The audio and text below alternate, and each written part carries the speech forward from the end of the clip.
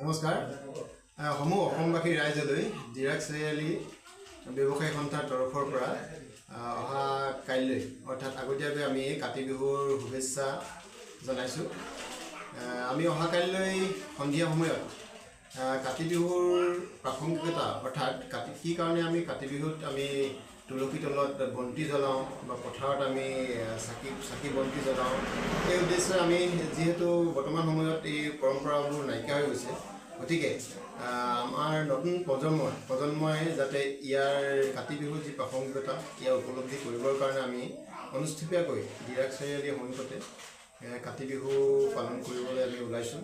গতিকে সমূহ ৰাইজৰ ডিৰাকবাসী ৰাইজ তথা সমূহ আমাৰ শুভাকাংক্ষীক আমি অহা কাইলৈ সন্ধিয়া সময়ত অনুষ্ঠিত হ'বলগীয়া কাতি বিহুৰ স্থলীত এখন্তেক দেখা পাবৰ কাৰণে আমি আপোনালোকৰ ওচৰত এই চেনেলৰ যোগেদি আহ্বান জনাইছোঁ।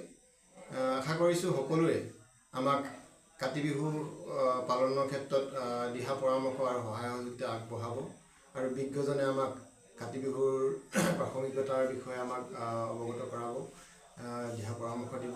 তাৰ কাৰণে আমি সকলোৱে একগোট হৈ যাতে আমি পালন কৰিব পাৰোঁ বিহুটি সুন্দৰ সুচাৰুৰূপে, তাৰ কাৰণে আমি আহ্বান জনাইছোঁ।